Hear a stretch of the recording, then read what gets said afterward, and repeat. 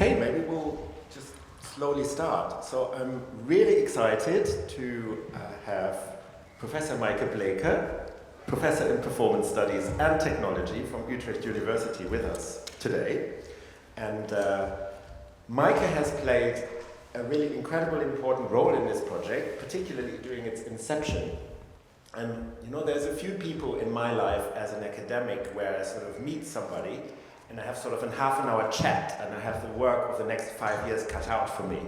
And Maaike is one of those people. So when I first met her as part of Dance Engaging Science, which is another project that we'll talk about on Wednesday, and I said, like, oh, I've got this idea, I want to do something about live, doing something about presence. Maaike says, I don't do presence, too messy. Philosophers, everyone does it, everyone means something else, they don't do it. And she gave me 2 books to read, which I read, and essentially NeuroLive is, in some ways, an empirical science version of these books that Maaike gave me, and I think she probably referred to them as we speak. So I'm really excited to have you here, and I'm handing over to you. Well, thank you. It's also a real pleasure to be here. I think the first time that we really spoke about the idea for this project was at a conference on cognitive science and the humanities. And it's really nice now to, on the other side of the project, that you have done so much work to come back to some of these ideas. And what we will do is this discussion now in the next little over an hour will be on the notion of liveness. That plays such a crucial role in this research. A project that tries to understand what makes live experiences special, what is liveness about, and also that a lot of expertise concerning liveness can be found in the performing arts.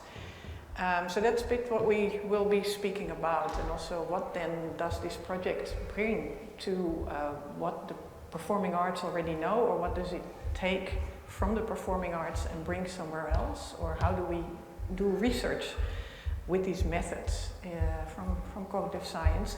And I will start with a little mapping of that notion of liveness, and some things will come back that were already mentioned this morning, and then I have a lot of questions for both of you. So this live character of performing arts has played and continues to play a really important role in how performing arts understand and position themselves, as you probably are very familiar with. And this has been actually since the moment that recording was invented. So that's an interesting kind of relationship already.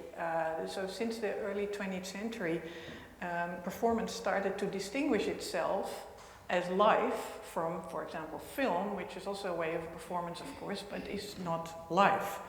And what then is often mentioned are 2 elements that were also addressed this morning already. This unrepeatability of actual live performance. I mean, you can repeat a play, but it will never be exactly the same performance. And that will be the same thing if you record it. You will see the same recording time and again. And the other, the co-presence of the performers and the audience in the same time and space. And so from this perspective, comparing recorded and live performance, what you are also doing, makes a lot of sense to figure out what is then that specificity of liveness. But also such a binary distinction is hard to maintain in the end, this mediation and liveness. And I think that the project also very much acknowledges that.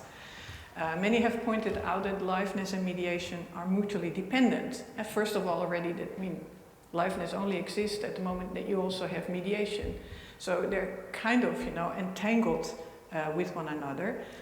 But also, as many thinkers and theorists have pointed out already, our experiences and expectations of liveness change with the development of media.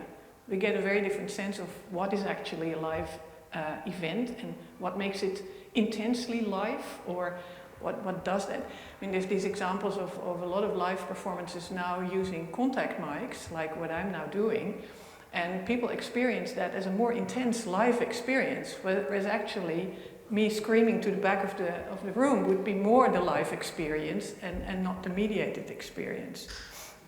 And Philip Auslander, one of these books that I recommended, also points out how things like live concerts more and more try to be like the recording, both sound-wise, but also in terms of the video clip. And there's huge screens, and they're all understood as intensifying the live experience.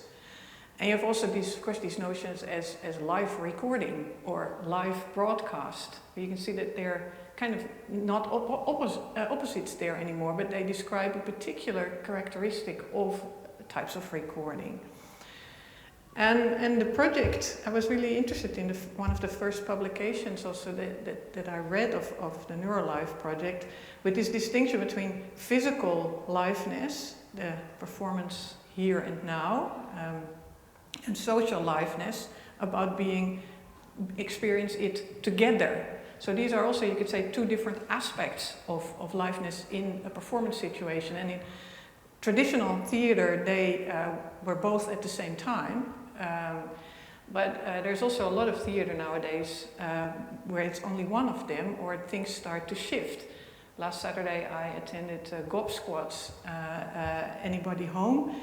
And this is a company that is really a master at creating experiences that happen right now and experience them together with an audience, but the event is not happening here. But the event is happening at different places and in between here and somewhere else. So there's no longer that aspect of the same place anymore, of what is here and now. And you could also think of, say, a football match that is live broadcast, where it's not even the audience is together anymore, but it is a kind of shared experience when people watching the same game are at the same time through such a live broadcast. And of course, during the pandemic, many theater makers also started to experiment with that kind of liveness. And this is where liveness is a kind of a shared experience, but it is also in different places and very much part of mediation. And there's an author that I didn't recommend you yet, but I will now, Jessica Del Vecchio, who writes about the American company Anonymous Ensemble. And that's a company that has experimented with online performances way before the pandemic. And one of the questions that come up in their work is like, how does the audience know it's live? And so that is a shift in focus, you could say, from a question of these ontological elements of liveness, like what is fundamental live, what makes a performance fundamental and essentially live, towards epistemology. Like, how do we know? How do we recognize liveness? Which I think, again, is different perspectives on that very complex phenomenon. And Del Vecchio then refers to Claudia Giorgi's book, Liveness on Stage, where there's this whole row of elements that I think are also really coming back in the NEUROLIVE project. That is the co-presence, already mentioned, but also ephemerality, unpredictability, also really one of risk, imperfection, the possibility of direct interaction, and also specific notions of representation of reality. So here is a lot of different aspects that can serve as indicators of liveness, or as a kind of sense that it might be live, but of course you never know. So so you see there's something really fundamental about that notion of liveness. We all think, oh yeah, we know what it is, but there is also a lot of complexities. It can manifest in different ways. It changes probably over time. It is situational. It changes per context. It can mean different things. Now, that's a wonderful subject for investigation. Mm-hmm. So I'm really curious to know what NEUROLIVE helps to understand about liveness. And therefore, I first of all wonder, in the presentation that you made at the beginning of your project, you introduced, okay, we want to look with cognitive science to the expertise from the performing arts. And we heard a little bit this morning about EEG, measuring brain activity. But I wonder, is this the only method from cognitive science to investigate liveness? I was really curious, what methods do you use if you want to investigate liveness from a cognitive science perspective?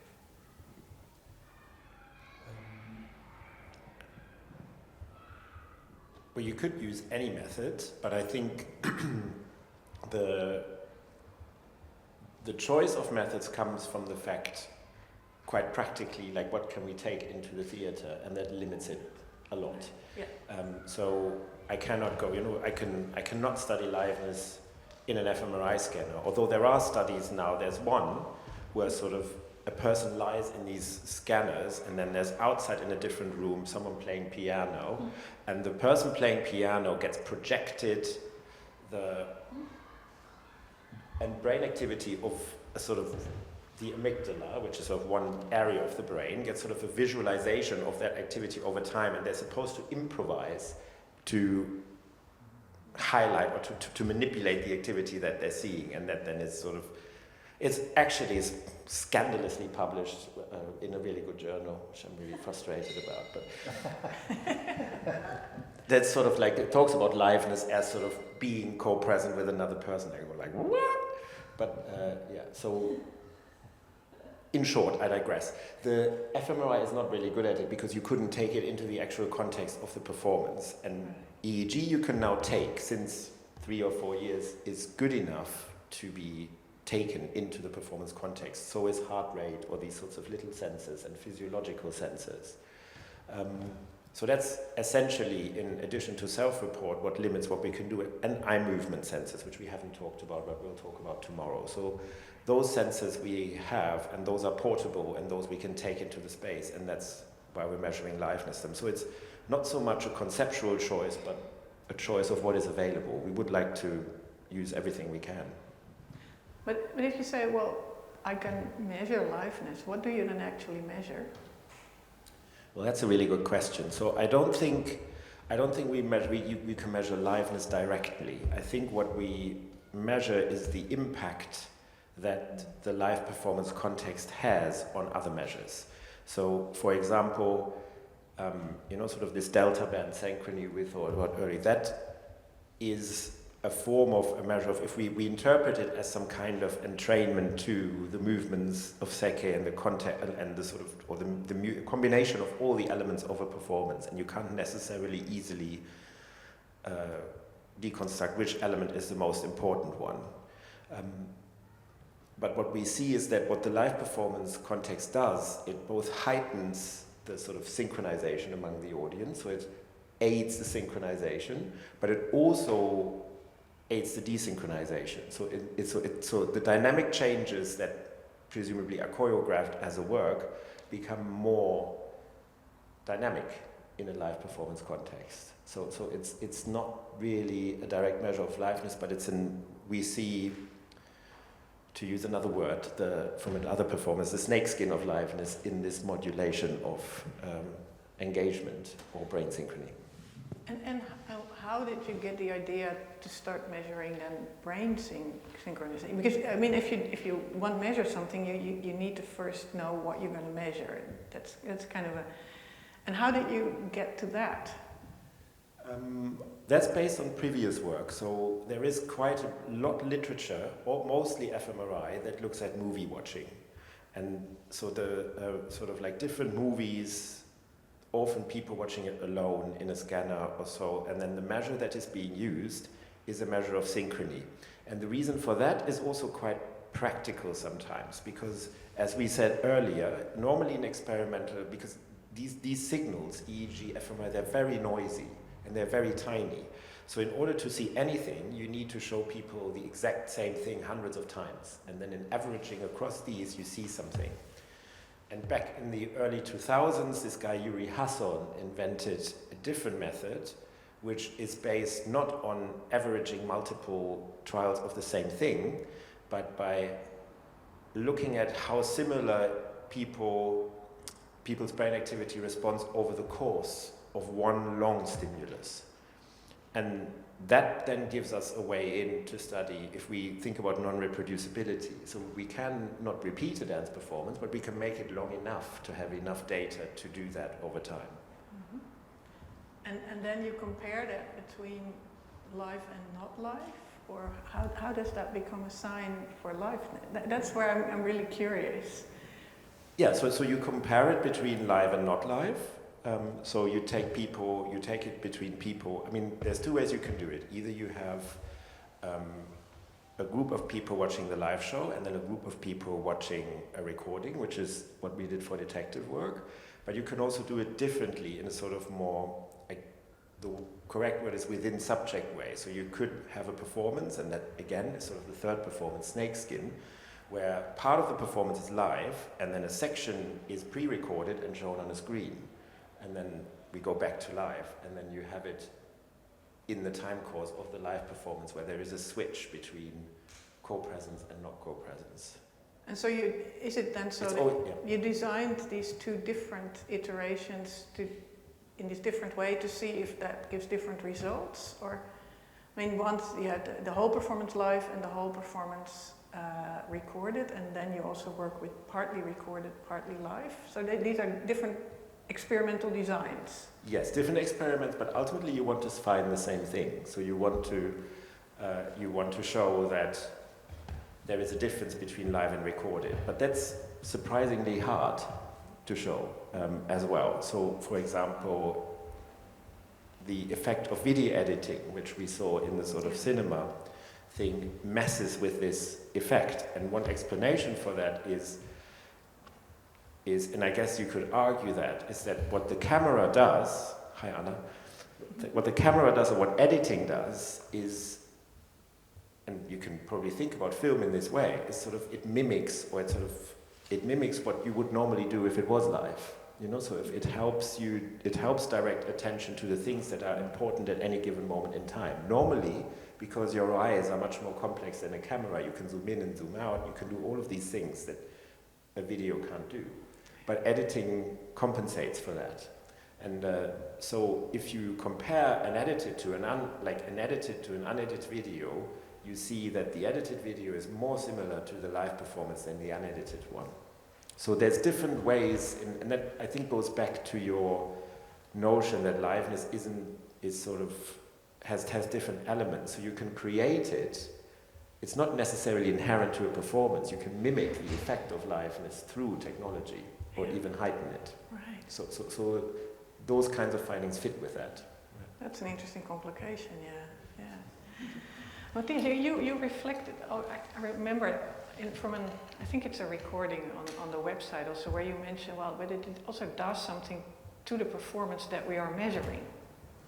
And that will affect the performance and how to cope with that. Is that something that you also, because that was, I think, something that was part of looking forward to the research, but I'm wondering now that you have been through the research, how did that happen, or how did you cope with that?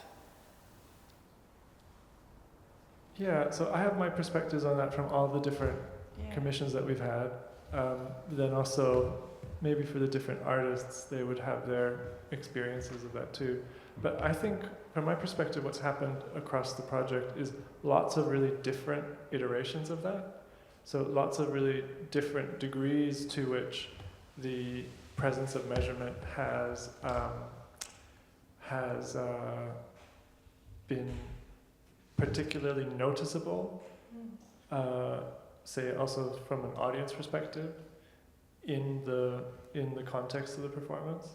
Sometimes it's been like intentionally centered as a subject, and then sometimes it's been actually quite peripheral on the edges, and like for instance where the measurement is only in the audience. And I remember Seke mentioning that some people who you spoke to after the performances of your work, sometime after the performances, had actually forgotten entirely that there was a presence of measurement in that experience, and in their memories they remembered your work, but they didn't remember the scientific layer being present at all.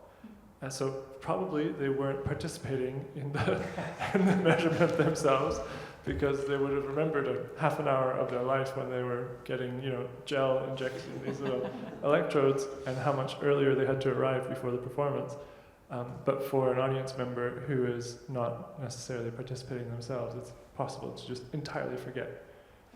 which I think is kind of a good thing on one level. I think one of the directions that I think this kind of research should aim for is the possibility for the presence of measurement to be noticed or to be altering the live work as little as possible, which I think can still go further than it goes now.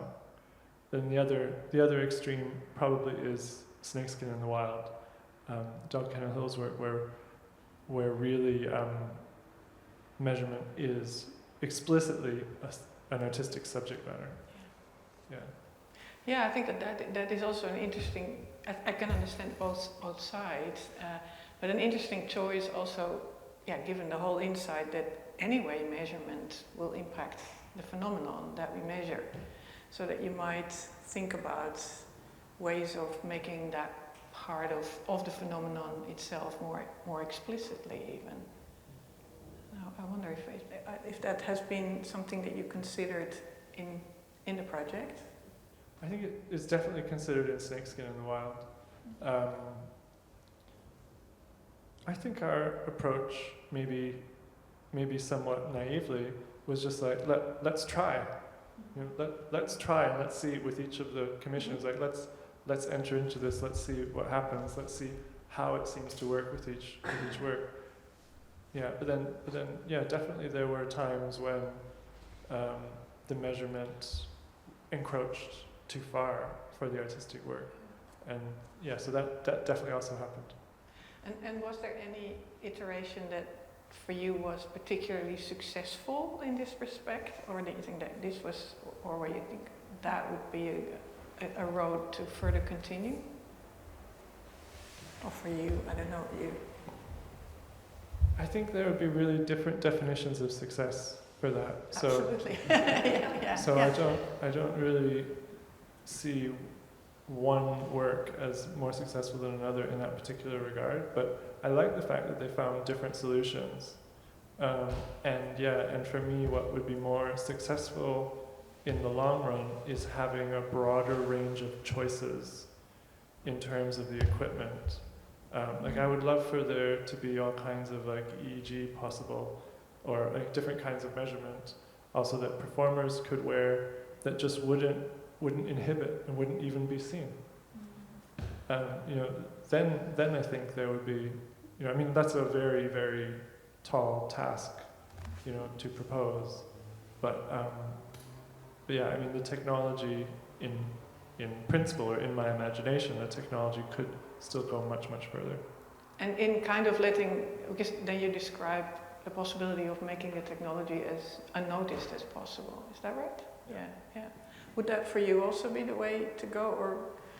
Yeah, absolutely. But so it's you do realize when you take those machines into the real world how clunky they are, and I think the sort of I'm in a sort of lucky more supervisory positions, but Laura, Henny, and all the people who work with the actual data, for the last 3 years, they probably will say in other panels a lot more about how much goes wrong all the time, and how many technical problems there are always to be solved that you think shouldn't be there, but they're just there because it's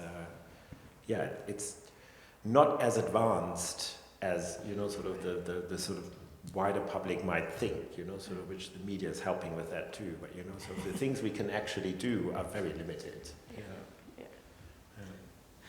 I think from this discourse on liveness that I addressed a little bit at the beginning, we can observe that there's these different understandings and shifts in sensing. Is liveness something that is inherently there, or is it something that is in the eye of the beholder, and does it change culturally or not? And I wonder did you encounter that kind of shifts in understanding in what you try to do? Because was for you in your project, were you looking for liveness more as a phenomenon? Something that is kind of a given aspect of the phenomenon, the performance, or were you also looking for a more relational approach to whom appears what as liveness? Or I was kind of curious how that plays in your, how that plays a part in your project?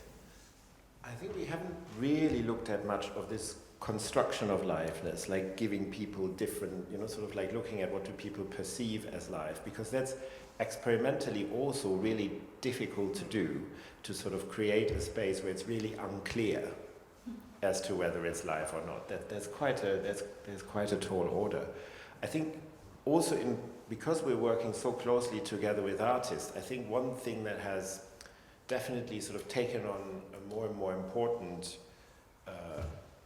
aspect of this idea of liveness is this idea of liveness that is something, that is a skill that is being practiced by people in different ways, and that a lot of the I think a lot of the tools or methods that I think quite a few of the artists that we've been working with work along those lines, like sort of altering your own focus of attention in different ways, and that is assumed or then has an impact on how, well, I guess, enaged or live something feels. So this idea of something as something that you can practice and generate as a performer, I think that is definitely something that has taken up, that's been a development that has happened from the start, slightly away from this comparison between live and recorded into something like, no, it's something, liveness is something that we do, rather than that is something in our work.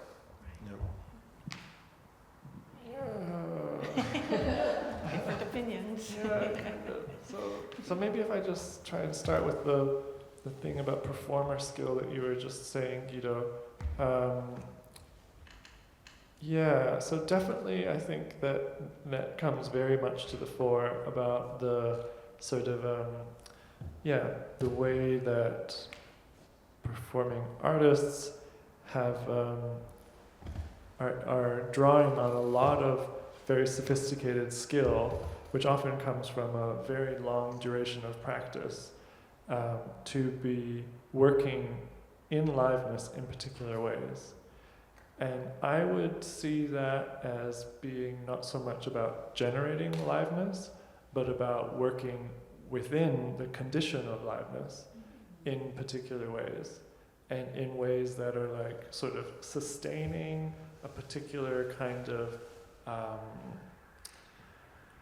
almost want to say sustaining a particular kind of position or inhabiting liveness continuously, and allowing that to sustain in a way that is held both for the performer and the audience at the same time.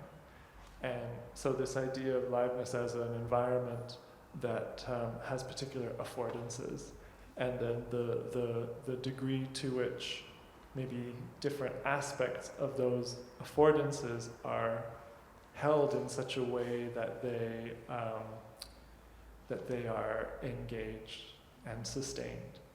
I remember at some points that that also earlier on we were sort of talking about maybe a performance feels more live sometimes and less live sometimes, so almost like liveness is a sort of quality of, but now at this point for me I think that's more a sort of maybe like a synonym for engagement in a way. Like, I mean, I have my issues with the word engagement, but this sort of idea about that I'm more focused on liveness as a condition. Yeah, what you say about this question of synonym or not of engagement, I guess that's often a complexity when you really dive deep into a concept and you try, and the phenomenon you try to describe with it, that it relates to others, and then you wonder, is it actually more this or that, or what is it that we actually focus on? I mean, what is it? Are we measuring engagement in order to understand liveness, or is it then the same or not? I think that's I can imagine that this is a real difficulty here also, because as you say, you can't measure liveness itself. So I also wondered, did you discover something about liveness that you really hadn't expected? Or is there were there moments where you really had very different outcomes, or suddenly through these investigations, insights that you thought, I had totally not anticipated that would become an issue in this project, or become a question or a topic? Or did you all think it out totally beforehand and nothing? Definitely not. That's tricky because then you just... I almost want to pass that question on to somebody in the team. Oh yeah, well that's when you know better. So if there is somebody in the team, then yeah, absolutely. Somebody wants to say something about that?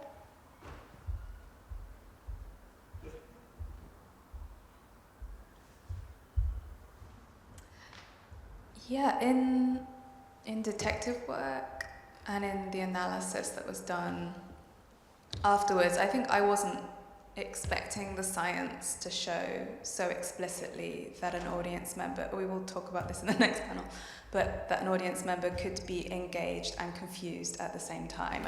That was an unexpected outcome for me, and I think we weren't necessarily looking for that, but then it kind of came out of the data, and it also came out of the audience writing that I analysed as well, and they kind of reflected each other quite nicely. So that was a surprise for me. Yeah, and did that also raise additional follow-up questions? Did it make you curious about something else as well to investigate? Or it's curious always how things in research, you find something that you maybe didn't anticipate, and then it opens up new roads or directions, or then you think, oh, but then we have to look also at this or that.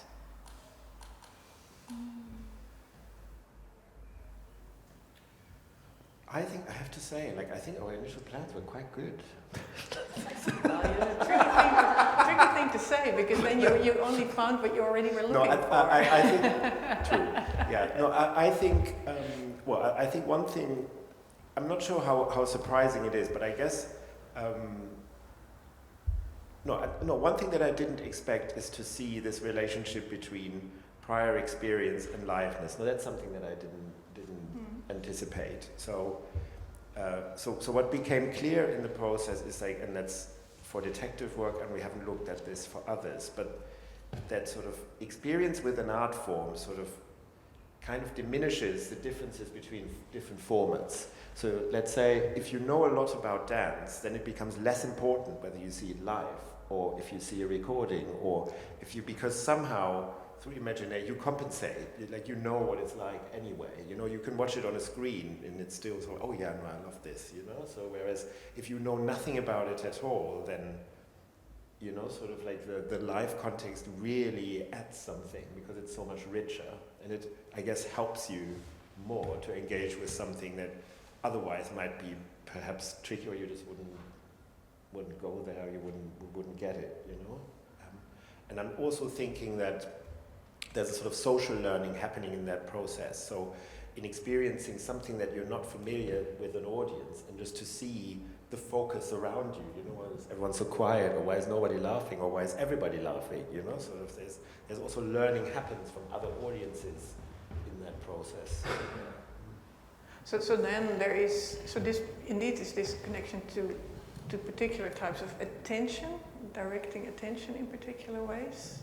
Yeah, I think if you press me on what is sort of if you press me on the cognitive neuroscience side on what is liveness, then I would say liveness is an influence on your attention, on your shared attention.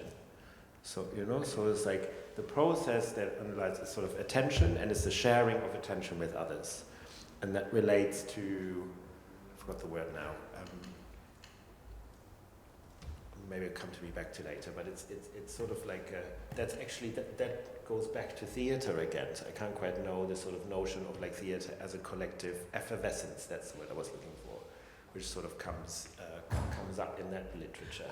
Absolutely, and it's also, I think, an experience much known that I know very much from working as a dramaturg. In the first moment you see a show together with an audience, that your whole sense of the show changes. Because of the responses of others. You wanted to ask something or add something? Oh.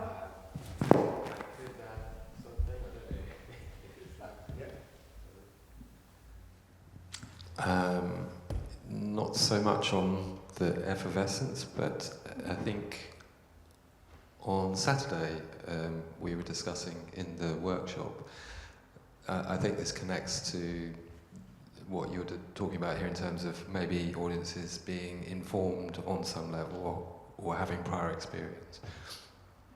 I think we were discussing maybe more in relation to the performer activity within readings of what was never written, but it was essentially around needing to know enough in order to navigate the unknown in this kind of live way, talking about liveness as a condition and that duration of attention and the nuance of that and the kind of bridge between performer and audience, something about that.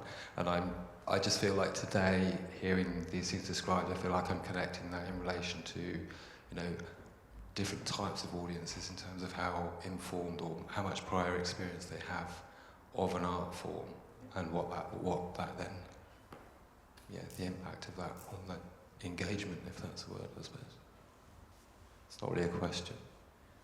Yeah, it's interesting because the fact that influences how people will look and understand the show is something that has been reflected on. But the fact that might even affect the sense of liveness, I think I haven't heard that before so much. And what you come up also with this, I really like to yourself. If I now would have to say what is the neurological understanding of liveness, I think that's something that it may be really adding. It really shifts focus to what are we actually looking for when we try to understand liveness. Is that right? Yeah, and I think attention covers both the physical aspect, because you can think of elements in the physical environment that will help you heighten your attention. You know, sort of a performance is not just the dance; it's the lighting, it's the music, it's just, sort of it's everything. And everything sort of and you can use all of these elements to direct attention to one point or to multiple points, and that's a lot of, there's so much skill and expertise and techniques and all of that. But that you can think of them as all tools to choreograph attention. Attention also has this nice shared aspect. So there's a whole literature on joint attention, how knowing that you're attending together with another person changes the way that you are attending. Sort of like it's an active process, coordinating my attention with somebody else, and taking into account that process, what the other person is intending or attending to, and so forth. So it nicely covers both the physical and the social aspects of liveness. Yeah, I just kind of it makes me want to extend that a little bit further about the active nature of joint attention. That makes sense to me in the context of liveness, and I often want to sort of emphasize the idea that the audience members' engagement of attention is active on their part as well. And so this kind of like sustaining or sharing of attention over time in liveness, that it's very multi-directional.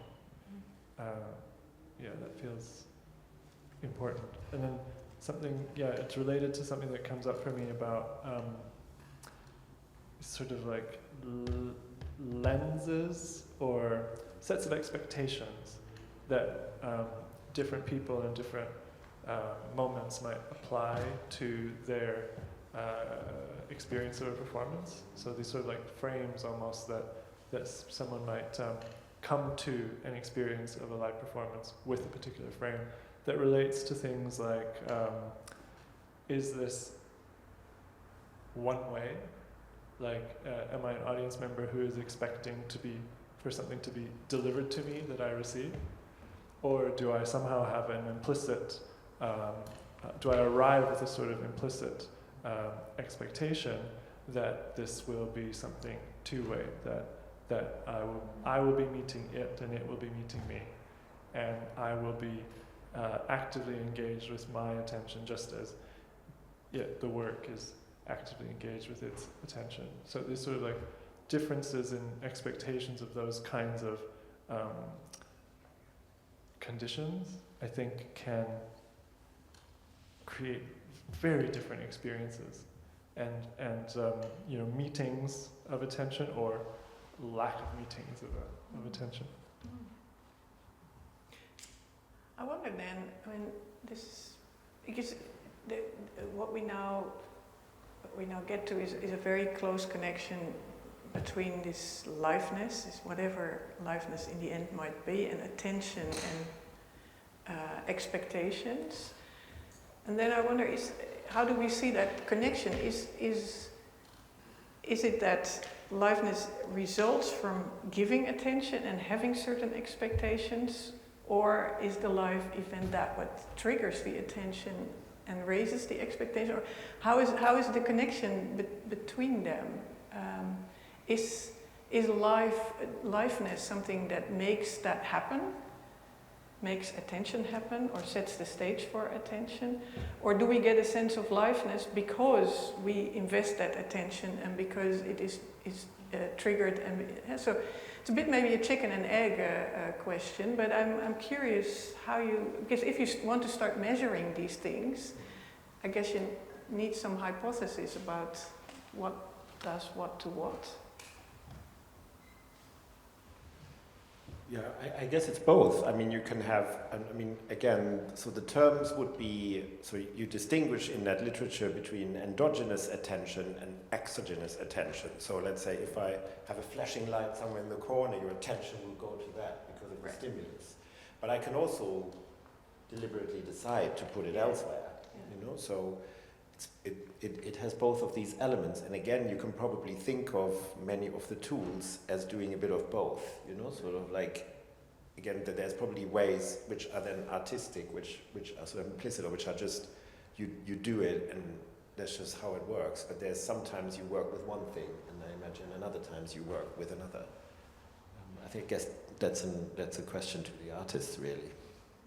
Yeah, no, I get that, but maybe my question is, are these ways of working specific to things that are live, or do we get a sense of liveness because we start using these methods? I think they come from the live. I think that's their origin, and I think I like the idea that, and in that sense, I probably disagree with the sort of conceptual definition of liveness as something completely always changing. So I think it does change, but the root is always in the sort of direct social interactions between people. And if new technologies come in, then they'll mimic that.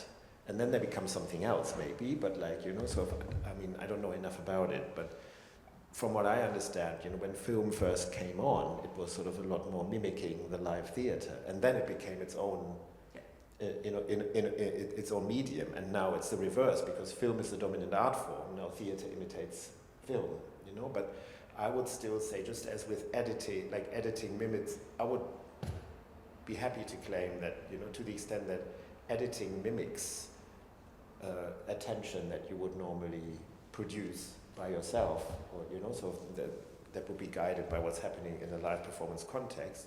The skill of an editor or a camera person will be to do that in a way that feels natural, so you forget about it. But then it also can become its own artwork again. But like, I mean, I guess the editing for detective work, for example, for me is sort of done in a way that you don't notice it. You know, it feels continuous, and the shifts between the different perspectives, they aid your experience of engagement, but you don't think of like, oh, now there's a different camera, now it's a different camera, you know? So if it's done in a way that feels like you are watching it. Yeah. I think just something that comes up for me a little bit in relation to what Guido was just saying is that artistically, from an artistic perspective, I might also have an interest in like a, say, longer evolutionary perspective on liveness and the kind of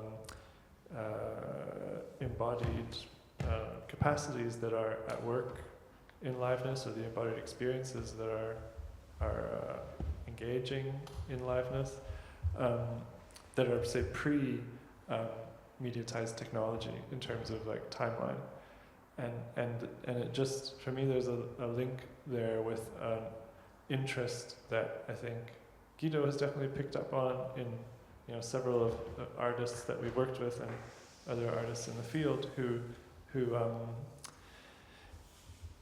including me for sure, have an interest in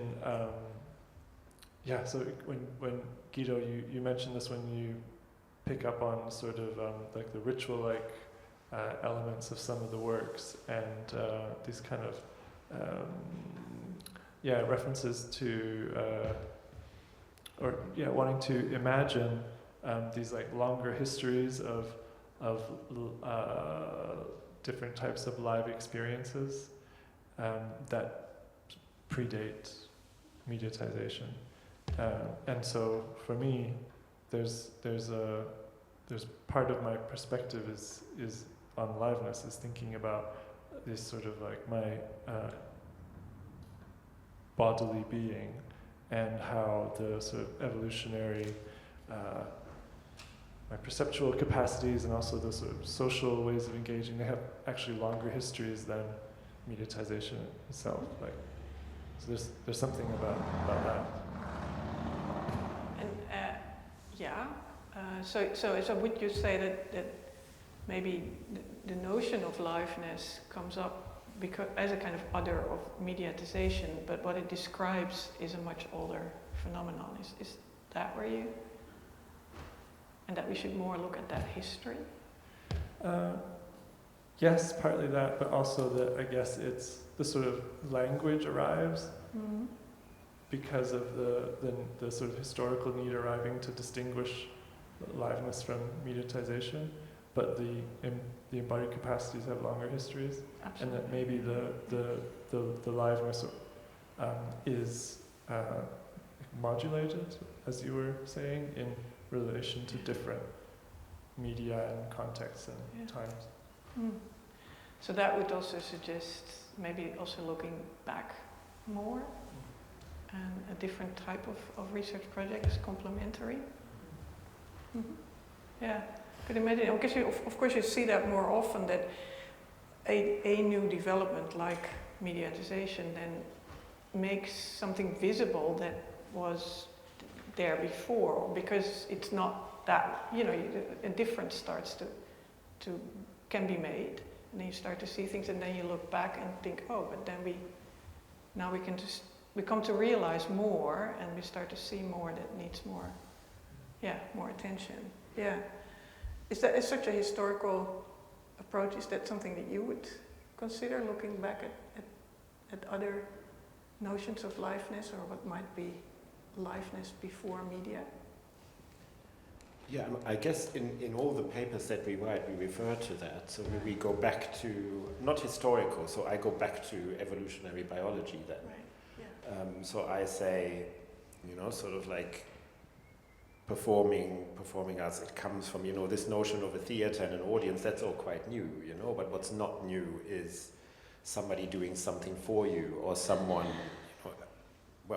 I guess religion becomes a big thing then, religious performances, whether it's church or shamanism or anything, so of all these practices, which are performances for large groups of people, which weren't initially for entertainment, but had lots of other purposes. But I think that's what it relates to, so for me, there's something around which I haven't quite clearly articulated about, sort of it relates to why do we dance in the first place, or why is there music, so it's a very,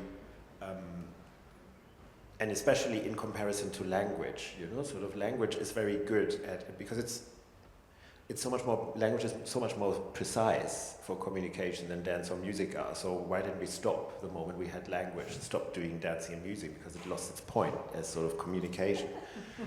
And I think we didn't, because language is very good one-on-one, but it's terrible among a group, you can't talk to a group, but you can sing in a group, and you can dance in a group, sort of like.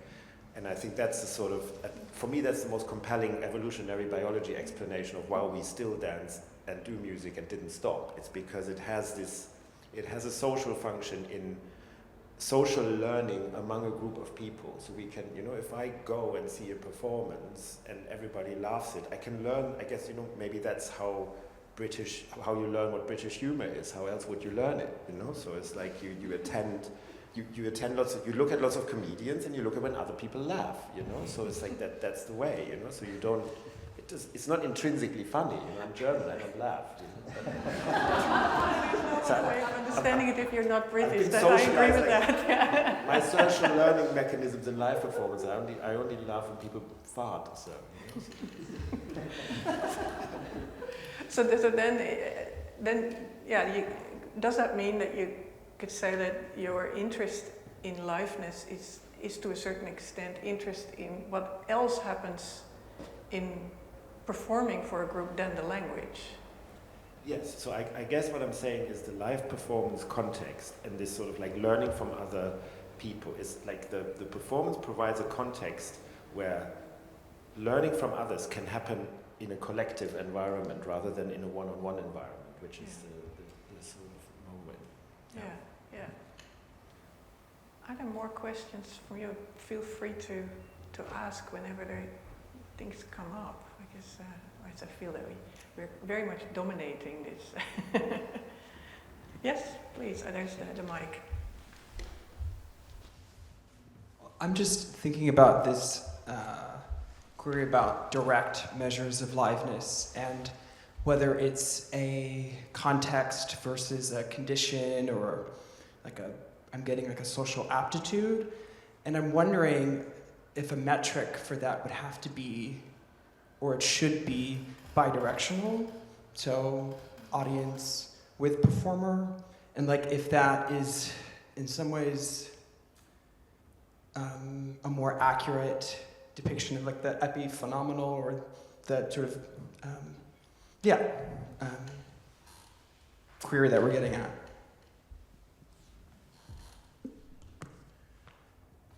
Yeah, so we've done, in some ways the synchronization gets at that, you know, sort of you can compute synchrony between people just between audience members, but you can also do it between performers and between performers and audience members. I think, again, that's something we will look at more when we talk about other works where we also have data from performers. The challenge with collecting data, the challenge with that is purely technical. It's the reason we, for detective work and for most of those, we focus on audience members is the moment you start moving and try to collect data from moving people, you open a whole different can of worms in terms of data processing and, you know, trying to understand what is movement and what is brain activity, because they're all closely correlated with each other. So that's a technical part, but absolutely, yeah. So ultimately, what I'm saying predicts that, or like you would think that liveness happens, or liveness should be strongest in moments when the performers are synchronized with the audiences.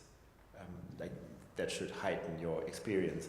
But I guess these moments where we see maximum synchronization, so for example, when in the unison section of detective work, are moments of direct social interactions, and we know that when I look at you into the eyes, like our brains will immediately sync up, you know? So in that sense, we know that that's what happens.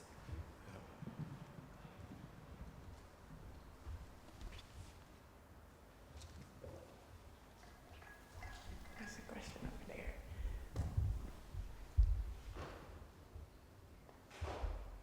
It might seem like a really obvious or stupid question, but why are you measuring things in machines and AI? Why is there that?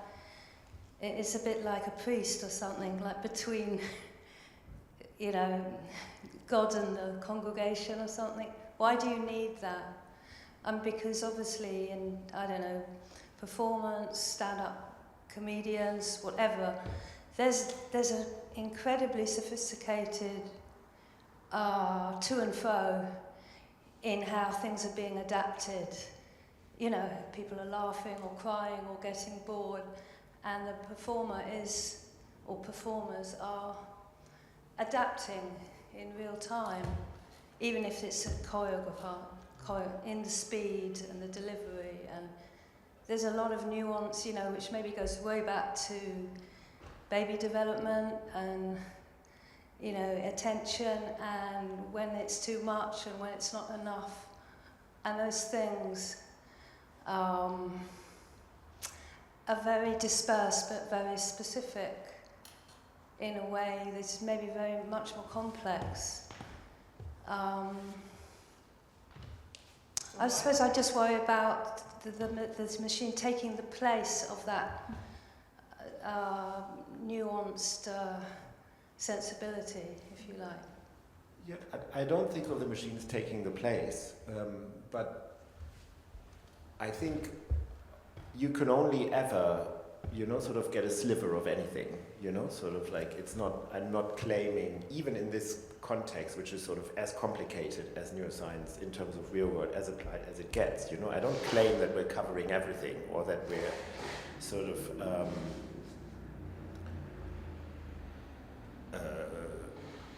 we're not claiming we found everything, we only ever get a little bit of what's going on. I think the question of why do you do this kind of research or why do you measure is, for me, is a little bit like asking why science, why would you, birds fly, they fly beautifully, why would you sort of try to understand how they fly, so it's a little bit, for me that's a very basic scientific question as to understanding how something works, but also what the general principles are, and sort of, are there any? And I think it's really important and worthwhile to point out the continuity from the contemporary arts to back when humans first started doing anything, so because it also, aside from, for me, being satisfying, sort of in understanding that things come from somewhere and go from somewhere and are here for a reason, I think it also does It does explain why it's important to us and what, and why it is important and why it's not something additional or that can be taken away. It's just intrinsic, we need this, or it's part of the human condition to dance, to make music, to be in performances. And I think the making the link to biology is very helpful, and I think it's a worth link making on that front. Yeah, I would just add maybe that I think within my assumption is that within the field of dance, within the field of performance, the kind of skill and sophistication that's at work is well known and kind of understood and taken for granted by people who are doing it, people who engage with it a lot in different ways. But then outside of those networks, it's not necessarily so widely known in the society. And so from my perspective, I think that the sort of way of telling stories about some of the dynamics that are occurring in the context of liveness in these particular ways that are told in a scientific way can expand some of that awareness potentially to other audiences. And just to, first, I think what's really, and but there is, as a sort of psychologist and scientist, there is a challenge for me to the humanities in that, but also to art, in the sense that sort of, I think there are general principles that are shared in people who make works, or there's sort of interesting things to be discovered around that. There are similarities in attention, how attention is directed across works that are completely different. Sort of, there is a mechanism of attention that is at play here, and we can show that works. Yeah, so I think, so that's one thing. And then I also think sometimes the numbers or measurement is actually much better than language at illustrating complexity. So for example, if you think about these factor analysis that we do, sort of, they come from, sort of, they're actually not put on by us, they arise from what people are saying and doing, so it actually shows a lot more variability between people that you would get if you were just, let's say, stick to initial, and I'm not really explaining myself well. The point that I'm making is that numbers can be non-binary. Language is much harder at being continuous. I'm not sure, but maybe there's also, I may misread, but I think there's something else in the question that was asked also. And maybe I'm reading it into it, but then it's still something I would like to to add to this is, these principles of attention, they are definitely also outside of the performing arts, and indeed with little children, they're very sophisticated in it already. But maybe one thing the project does is, by looking at the performing arts, is looking at a situation that is less complex than the babies, and therefore it offers an object that can help to start understanding this very, very complex phenomenon. So then it's not only about the arts per se, but also what can the arts help us to understand about this phenomenon that is so complex.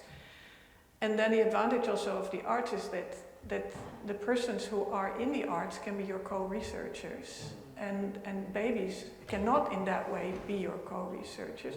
So there might also be something of an advantage there in working with this particular phenomenon of liveness in the performing arts, for something that can speak much broader than the arts themselves. But there was now another question already. Yeah, you were. Sorry, I got mixed. Thank you. Asking live questions is increasing my heart rate. It might deviate from the discussion of the liveness, but also thinking about the word experience. That the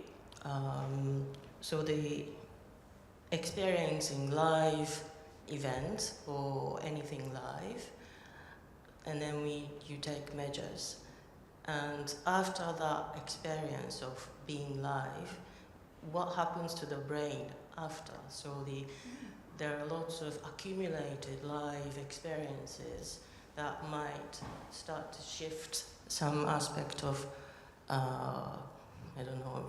relational understanding, or how much more you might feel engaged, or that shifting of the liveness.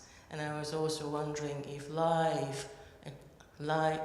being live constitute experience, or watching film, does it constitute experience? And does it only add to the memory, or how does the experience of the memory, I don't know, it's quite, I don't know, ambiguous. But I'm interested in individual life experience, many different experiences, or even probably cultural background does to the brain. And also wondering maybe it's a different question, but the audience live experience and the performer's live experience, that might come later in the discussion or next day. Whether that's there is a different reading or peaks, or what does it do to the brain as a performer, and maybe audience who dance also, or audience who don't dance,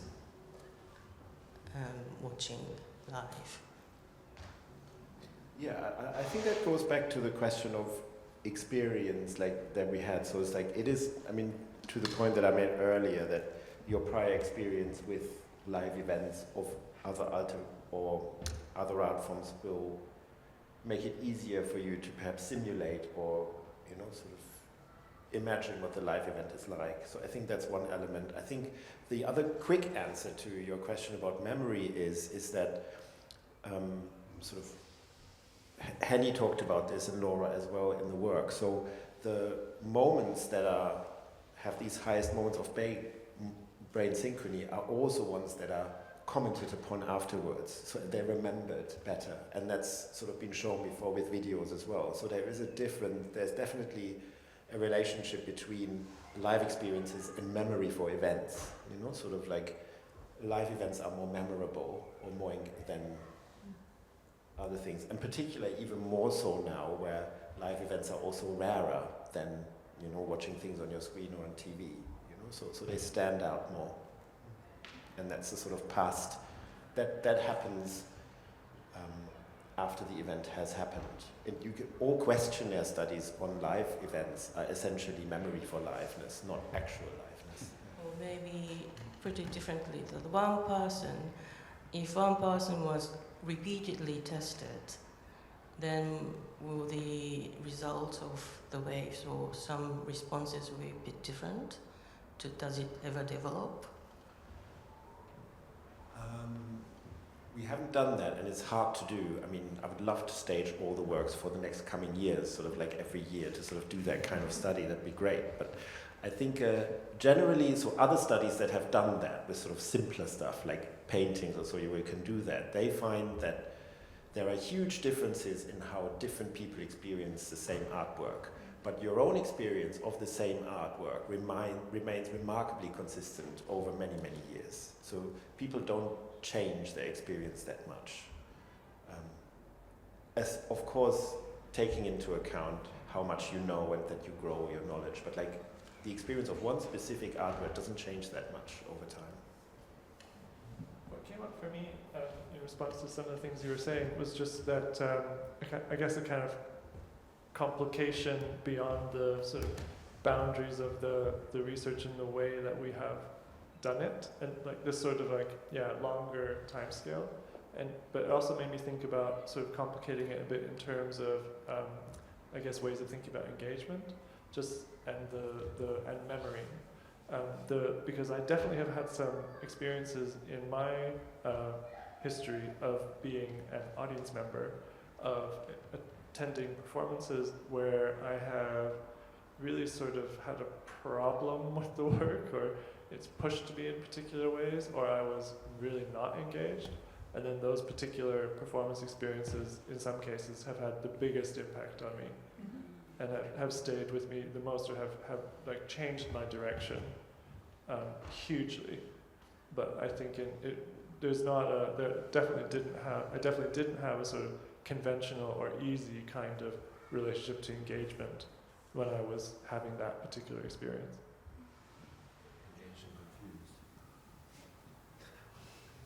That says it all. I think we have time for one more question. And you were still, yeah. Yeah, I think this relates to what you were just saying, Matthias.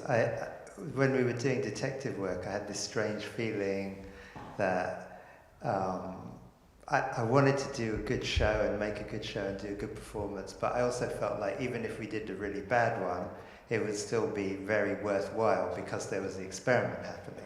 And you would still get the data, even if we made loads of mistakes, or it was really boring, or we made a terrible show. And it made me think that it's important that people come together to share a live experience, kind of full stop, even whatever the live experience is.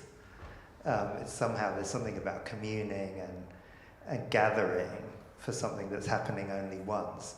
And I guess I'm wondering, in terms of the research, is that something that you're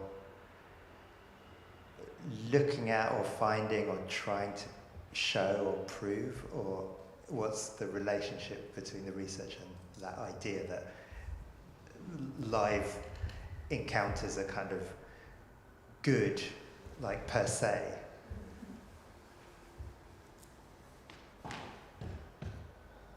Yeah, I mean, we were hoping to do, the initial proposal had sort of, okay, we're going to start with dance, but then we're also going to look at TV and comedy and reality TV, and we're going to do everything. And the reality is, we can only do one thing. But for me, this notion of social liveness, in a way, gets at that, because social liveness ultimately doesn't depend at all on what's happening, so it's like, it's kind of oblivious to what actually is. It really is about, am I here with other people or not, and how many are there, and what's my relationship to them? Are they my friends? Are they not my friends? Do I meet new people? So all of these elements are part of the social liveness context. which is just about being with others. Yeah. I think I want to say that,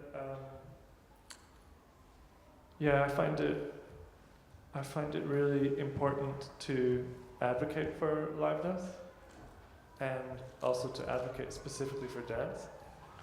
And then at the same time also to, I guess, question the limitations around the sort of livenesses that I myself am most frequently part of, and the sort of just to expand my own awareness, say, of different contexts of liveness, and also different dimensions of things like access to liveness in different ways. Like I can notice that I might feel very comfortable in a particular medium where I have a lot of experience, but then I go to another medium and I immediately feel, or even another city, and then I have a very different experience. And so, so yes, I want to be very biased about liveness and advocacy, but then also I want to critically expand. That was a really great question to close our discussion for now. Sorry if it's in the middle. So thanks a lot. I learned a lot, and I'm really looking forward to more sessions now, today, and in the days to come to hear even more. But we take a little break now. Thank you very much. Thank you, Maaike.